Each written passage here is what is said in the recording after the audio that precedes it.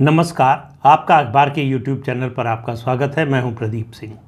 क्या भारतीय जनता पार्टी डर गई है या भारतीय जनता पार्टी डर गई है इसलिए जल्दी लोकसभा चुनाव कराना चाहती है?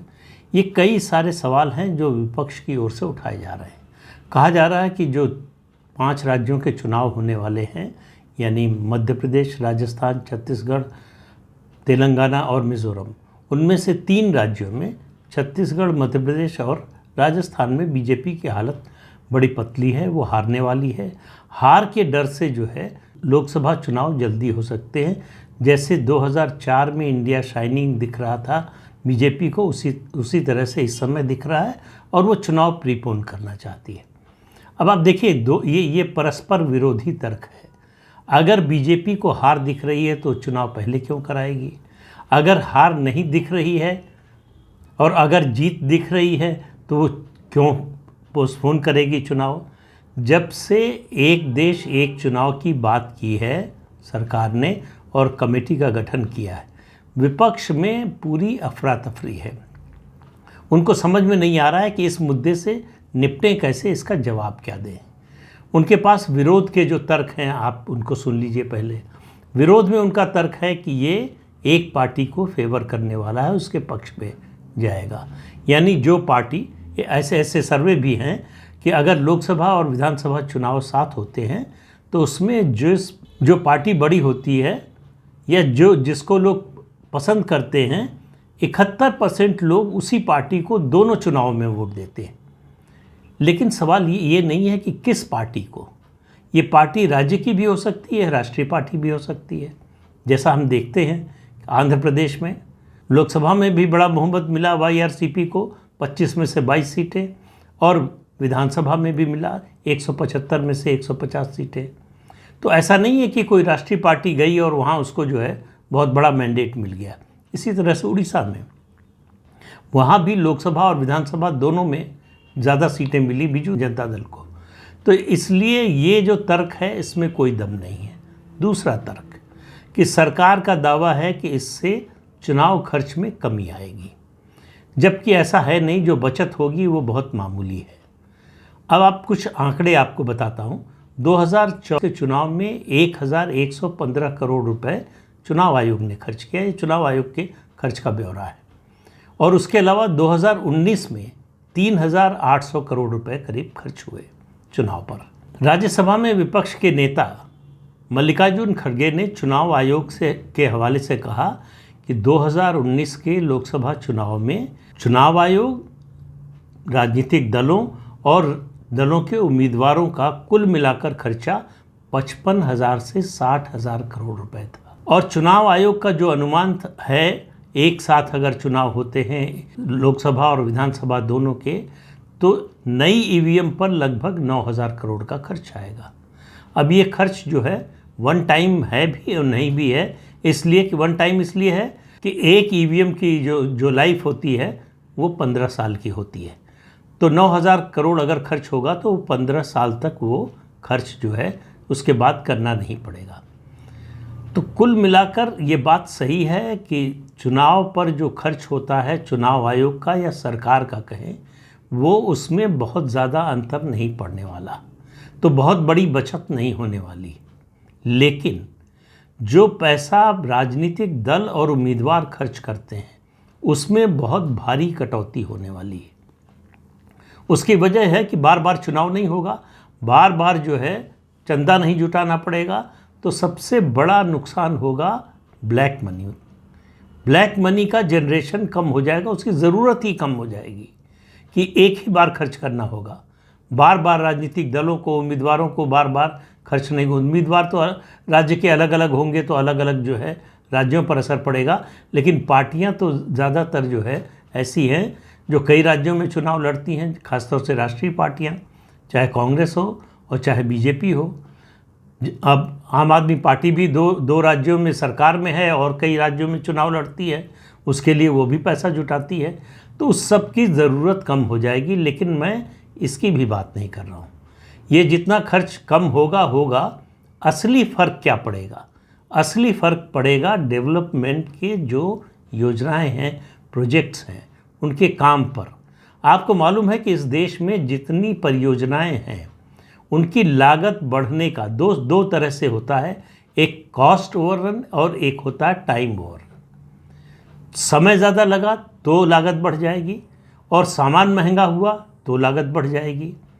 तो अगर परियोजनाएं समय से पूरी होती हैं तो बहुत बड़ी बचत होती है और उसका जो इकोनॉमिक इफ़ेक्ट होता है, जो मल्टीप्लायर इफ़ेक्ट होता है, वो पूरी इकॉनमी के लिए फ़ायदेमंद होता है। वो किसी एक पार्टी, किसी एक नेता के, किसी एक राज्य सरकार के लिए नहीं होता है। तो पूरी इकॉनमी को उसका फ़ायदा होता है, अर्थव्यवस्था तेज़ी से आगे बढ़ती है। ये जो फ़र्क है, इसी के कारण सिर्फ अगर एक वजह खोजनी हो कि क्यों वन नेशन वन इलेक्शन होना चाहिए, तो उसकी सबसे बड़ी वजह ये है। दूसरा, जो धन राज्यों में जो भी सत्ता में है, केंद्र में जो सत्ता में है पार्टी, तो प्रधानमंत्री और मुख्यमंत्री दो खास तौर से वो जो विमान इस्तेमाल करते हैं वो सरकारी विमान होता है, वो सरकारी खर्च होता है।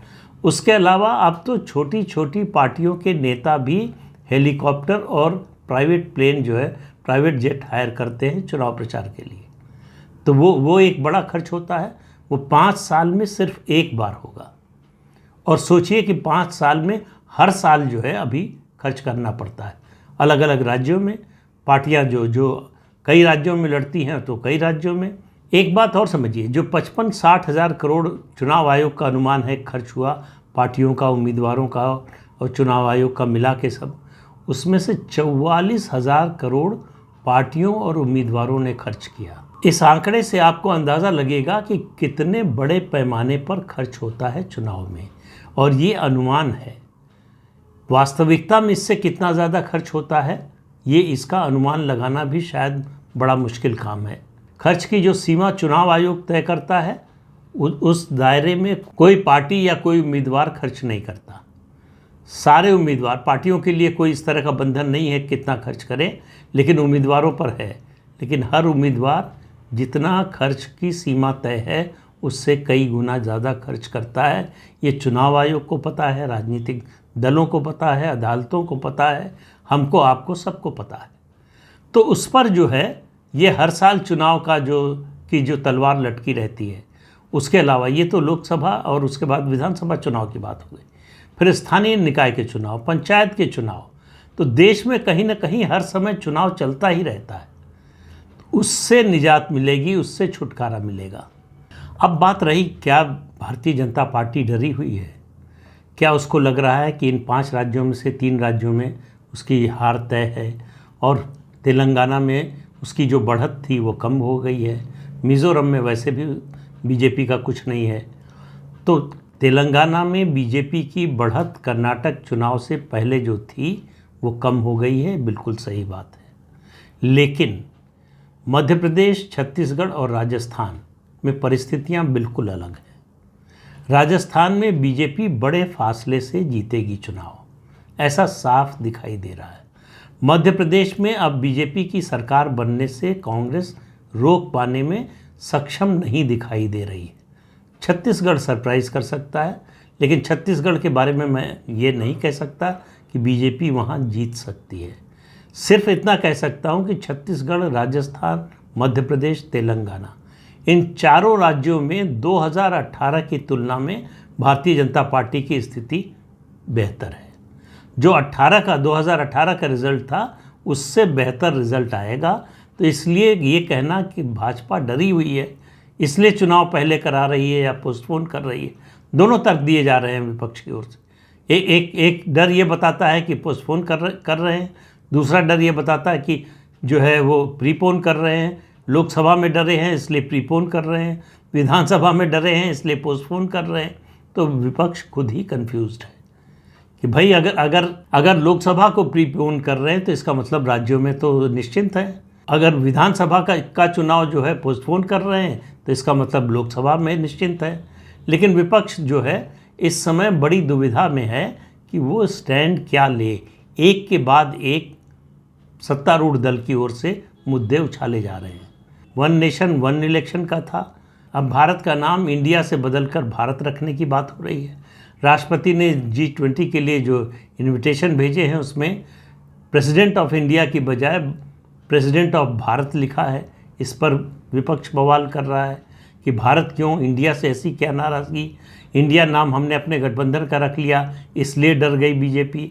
तो देखिए, नाम वाम रखने से तो किसी पार्टी का कोई नुकसान फ़ायदा होता नहीं है। अगर कांग्रेस को और विपक्षी दलों को ये गलतफहमी है कि उन्होंने इंडिया नाम रख लिया इसलिए चुनाव जीत जाएंगे, तो फिर उनको ये गलतफहमी मुबारक हो। ये कहना कि बीजेपी डरी हुई है, बीजेपी की ताकत को, मोदी की ताकत को अंडर एस्टिमेट करना होगा। ये विपक्षी दल कर सकते हैं अपने नुकसान की कीमत पर।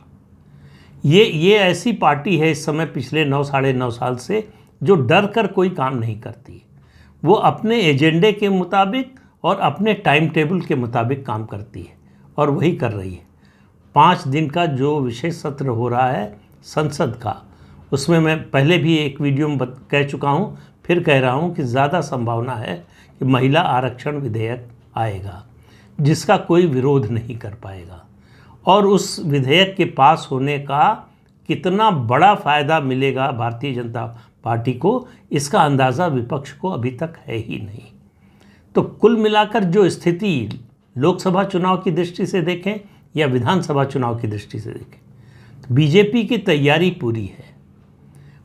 वो लगातार विमर्श गढ़ रही है, वो एजेंडा सेट कर रही है, विपक्ष उसको फॉलो करने में भी पीछे रह जा रहा है। अभी सनातन धर्म को लेकर जो उदयनिधि स्टालिन का बयान आया है, उसको लेकर विपक्षी गठबंधन में मतभेद है, अलग अलग राय आ रही। कांग्रेस उनका समर्थन कर रही है, टीएमसी ने विरोध किया है, बाकी पार्टियां जो है बीच का रास्ता अपना रही हैं। तो विपक्षी गठबंधन में कोई एक मुद्दा ऐसा नहीं है मोदी हटाओ के नारे के अलावा जिस पर उनमें मतैक्य हो।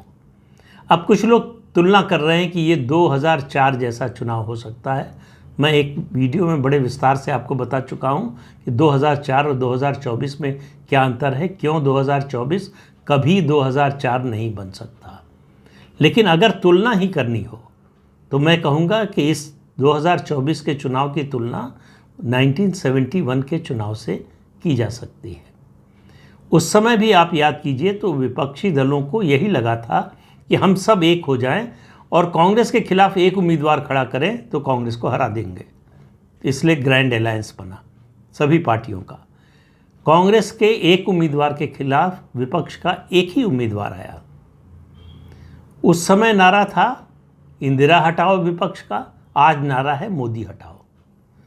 उस समय इंदिरा गांधी बहुत सारे लेजिस्लेटिव फैसले लेकर चुनाव में उतरी थी, आज मोदी बहुत सारे लेजिस्लेटिव फैसले लेकर चुनाव में उतर रहे हैं। तो सिमिलरिटी अगर कुछ है तो ये है। लेकिन बीजेपी का जो सामाजिक आधार है पिछले 9 साढ़े 9 सालों में जितना बढ़ा है वो वैसा कभी नहीं रहा है। कांग्रेस का भी अपना, जब उसका वर्चस्व था उन दिनों में भी इतना व्यापक सामाजिक आधार नहीं था। कांग्रेस का जो कोर वोट था वो दलित, मुस्लिम और ब्राह्मण, ये 3 था। बाकी उम्मीदवार की जाति या कुछ परिस्थितियां, मुद्दे, ये सब मिला के विनिंग कॉम्बिनेशन बनाता था। आज बीजेपी के साथ मंडल और कमंडल दोनों है, राष्ट्रवाद है, हिंदुत्व है, जातियों के अलावा पिछड़ी जाति जो गैर यादव पिछड़ी जातियां हैं और गैर जाटव दलित समाज, ये सब भारतीय जनता पार्टी के साथ हैं और सवर्ण तो पूरी तरह से है। तो इसलिए भारतीय जनता पार्टी का विचारधारा के स्तर पर हो या सामाजिक समीकरण के स्तर पर हो, दोनों स्तरों पर उसका मजबूत गठबंधन है। और ये 2 चुनाव से, लोकसभा चुनाव से साबित हो रहा है और उत्तर प्रदेश जैसे देश के सबसे बड़े राज्य में 4 चुनाव से साबित हो रहा है।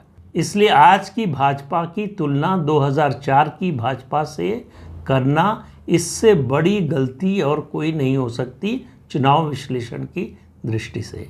तो ये जो तर्क दिया जा रहा है विपक्ष की ओर से कि भाजपा डर गई है, उन्होंने नाम अपने गठबंधन का इंडिया रख लिया इसलिए डर गई है, इसलिए देश का नाम बदलकर भारत रखने की कोशिश हो रही है, कोई डर वर नहीं गई है।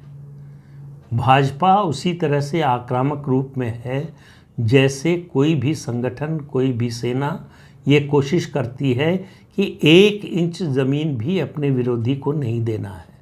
बीजेपी की तैयारी उस तरह की है कि कोई गुंजाइश नहीं छोड़नी है, विपक्ष के लिए कोई स्पेस नहीं छोड़ना है। ये तैयारी है भारतीय जनता पार्टी की। और विपक्ष की तैयारी है कि कैसे एक हों। अभी एकता का सूत्र बना नहीं है, अभी एकता का फॉर्मूला निकला नहीं है, अभी सीटों के बंटवारे का फॉर्मूला तय नहीं हुआ है, अभी कोई एजेंडा तय नहीं हुआ है, अभी कोई एक राष्ट्रीय विमर्श का मुद्दा तय नहीं हुआ है मोदी विरोध को छोड़ के। तो इसलिए इन दोनों गठबंधनों का कोई मुकाबला नहीं है।